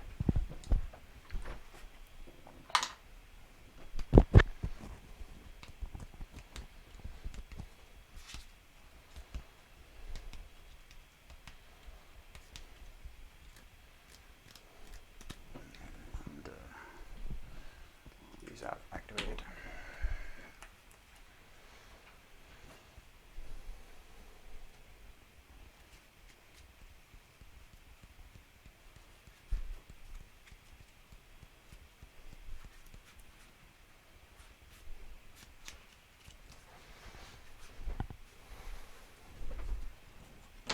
Activate them. Yep. I'll play Paper Mutiny for a morale test. It's just completely normal because I don't have money bags. Fail, Nope. so you take D3, 3. Okay.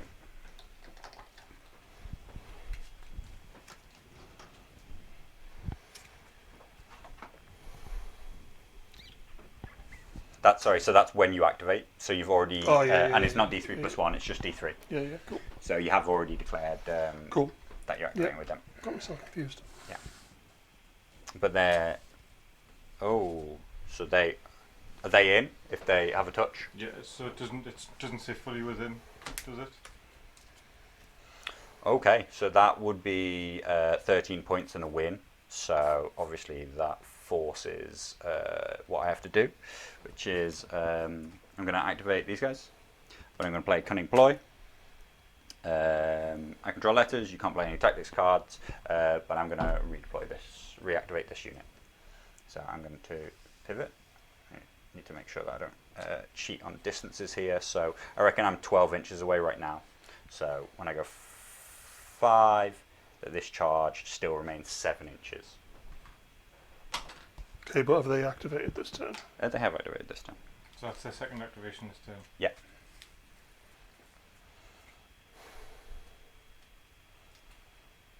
Ah.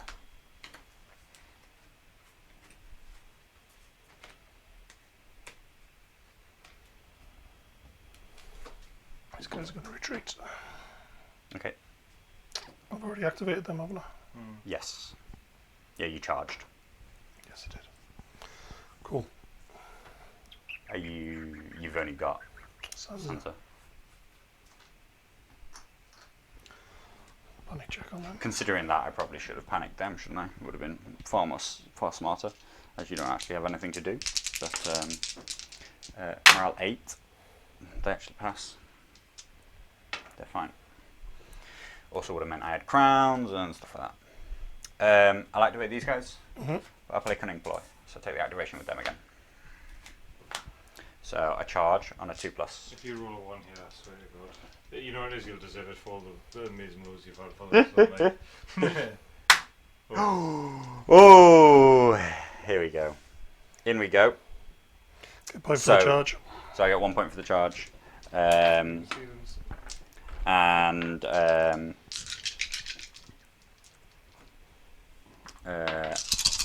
Surely wipe them out. Surely. Okay. In on 4s. 3 hits at the moment. 5 hits. Flank and sundering.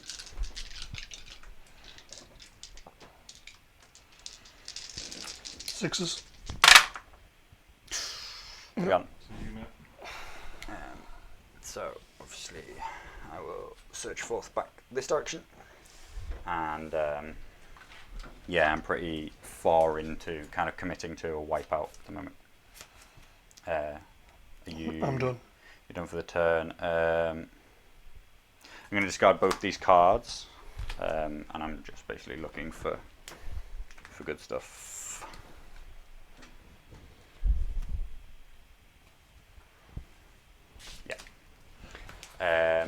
So this, when we get really late into the game, 10-6, right?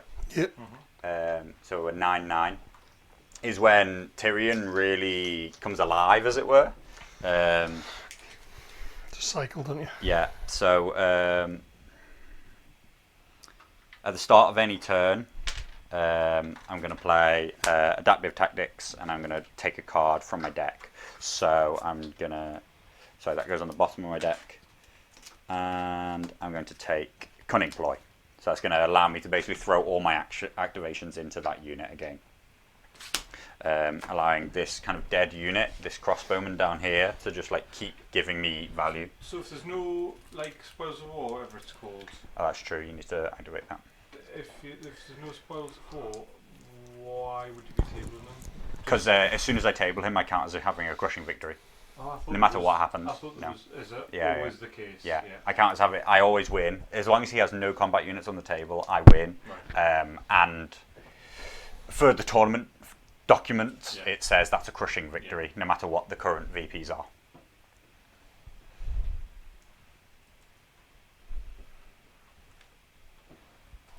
So, getting rid of the charge. Oh no.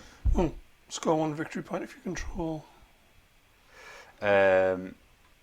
So Completely over it. these possibly do 1, 2, 3, 4. Yeah, and I'm not completely over it, and yeah, kind of ignored that one. Yeah. Okay.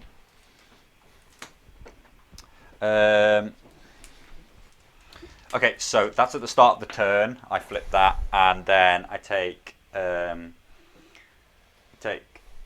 I never did use his ability. Probably really should have before I charged to make sure that really happened. I put this onto swords. I make an attack. It's going to be 8 attacks. Hitting 4s.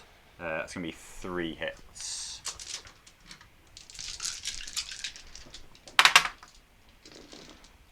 With Sundering. Yeah. Panic.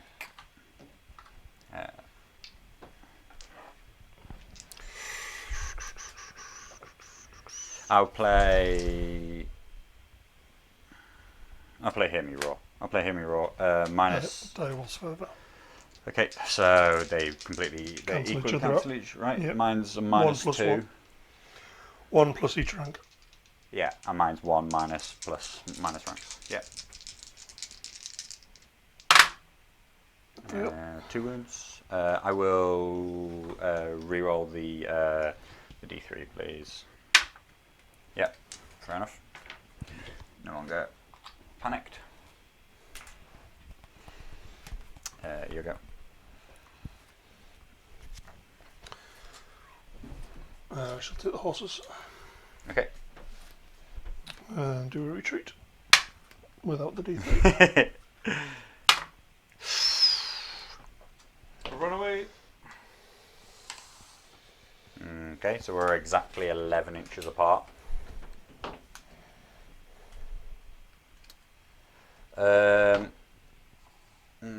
Suddenly think I was hasty with that. Hear me roar. Okay, so at the start of the turn, I'll use Tywin, and I'll give you all 3. I'll give you all 3 things that make you lose your abilities. Yep.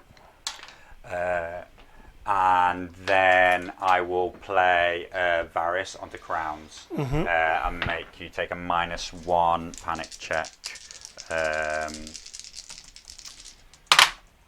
Passed. Reroll both the dice, and the D3 is enough to kill you, so yes. Passed. -1. -1. Oh, no. Okay. Alright. You'll go.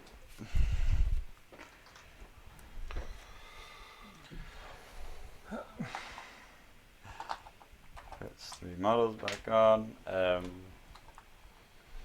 I will take letters, draw 2 cards, and I will give you a weakened token back. I feel like I can see a really I've easy just- win. I've just pulled this. Yeah, God. I feel like I can see like a really easy win. Okay. We'll see. I've still got Not for things. Yeah. Not for Daniel, for you. Yeah. Okay. Have the Stormclaws activated? No. No, they took the horses to leg it. Yeah. Your go. Sansa activates. Okay.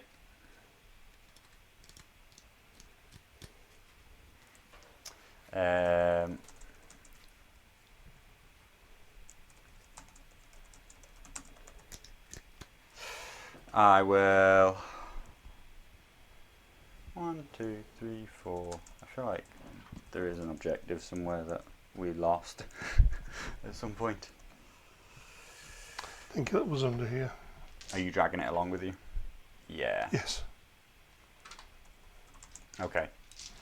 Yeah. It was behind the thing, wasn't it? Yeah. Somewhere like that. Yeah. Okay, so I guess I control crowns, so I'll activate these guys. I'll take a march and draw a card. Okay. Which means that I'm now at the point in Tyrion's deck, which is possibly a tiny bit too late, where the only 2 cards left are adaptive tactics. I actually needed 1 more draw off them.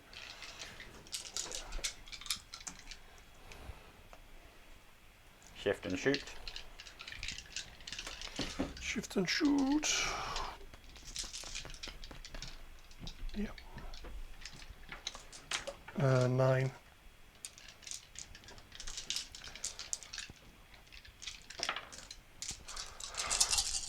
With Sundering. Weekend, please.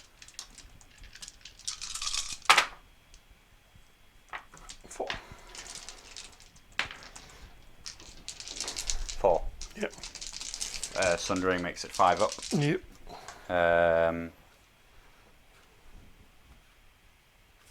Okay. 2. And a morale. Panic with -1 for that corpse pile. Makes it a 7. Passed. Yeah. Are you fully activated? Really good. It's all you now, buddy. It's not a Yeah. bad roll, is it? I think, yeah, that's what... the +1 attack to their profile was good, but moving them into that 6 region, I think, made them just really, really strong, particularly with the new panic changes, meaning that panic is very important. I activate here, and I take a march action. Mm-hmm. So the thing is, yeah, I'm still gonna play for it. I'm gonna march to there, and then I cunning ploy. Activate them, but I activate them again. How many times have you done that I this game? charge. Is that the 4th time? Yeah, I think it probably is the 4th time. So it's an automatic charge, but I'd really like charge bonuses. Yeah. Go into there like that. I'm doing 8 attacks, hitting on 4s. Here we go. 5 hits, 6 hits with Sundering, and you're currently vulnerable. And hear me roar for your panic check. He's already dead. We'll take a vulnerable on that 1 save. It is a 6, yeah, of course. Yeah, Six. Just about. Just about. It's a good game. Well done. So what was the finals? Did you manage to get into the... or was it just victory by combat? So I guess that probably with that pivot, yeah. So I do get that, and I get charges still on the board. So I guess my technical final score is 14. 14-9, which is actually also what victory through total destruction would put the victory points at. It would put it at that 2. Cool. Because it put me 5 points above where he's at. Yeah, I think I made some small errors about like where you take things. You know, there was definitely a time when I should have taken crowns and instead I took money bags. And then towards the end of the game, kind of chasing things when really like there were more consistent routes. So it's just those small things that can really swing a game. Obviously, the 2+ charge swings the game too. And you know, if I make this charge, then things are a lot easier. But if I fail this charge, then I probably just lose the game. You know, well, not probably. I do lose the game. Yeah. So you don't want to leave yourself in situations where Yeah, even if you're going to make it 5 So I didn't times know out whether of 6. I didn't know whether just to take it back and charge you, but I thought that unit's wiped because Yeah. you've got cunning ploy just to put the amount of attacks on that unit. So I would have got to 10 points, but it's then keeping the rest of the army alive Yeah, to actually benefit from it. yeah. Yeah. Oh, well played. It was good, and I haven't played the secret missions for a long time, so I think we've only ever played that game Yeah. once. Yeah. It's, I, I mean, it can be interesting, but sometimes it feels like, I don't know, like a bit of I a think slog. it did feel it started to drag on towards the end because partly just because victory through combat isn't in it, and the total to get to is 12. Yeah. So that really just like doubles up into meaning that game. That's the first game I've had in forever that went all 6 rounds. Not only that, but it went to the very last activation of 6 rounds. Yeah. So it couldn't have been closer, but also it was very long. I see, and in a tournament game, I mean, we've gone way over time there. You know, we possibly was that 2.5 hours. 2 that one? hours. 2 hours. Yeah. Okay. You know, we wouldn't have finished, and we would have drawn 8 all, probably, or whatever the number was back then. Cool. Well, we'll knock the stream on the head there then. Yep. So, as Carlo mentioned before, if you've got Amazon Prime, it means you've got a free Twitch Prime sub. If you just go to Twitch Prime, if you Google Twitch Prime, you find out how to get it. It's easy enough to do. It means that you can subscribe to the channel for free. All the subscriptions that we get go back into the channel, so help fund new equipment, new models for people to do bat reps with. The tokens, everything like that, we'll all pay for it out of our own pockets. We don't get any handouts from anyone, so anything like that would go back into the channel. Also, there's a tournament coming up on the 7th of March. I think so. Yeah. 7th of March. So it's been held at the Durham War Games Club. Yeah. It's posted in all of the Facebook groups, all the big Facebook groups. But if you look on the Northern Realms Gaming Facebook page, you'll find us on there. We've got YouTube and Instagram and all sorts of lovely stuff like that. I'll leave links in the bio or the description or whatever.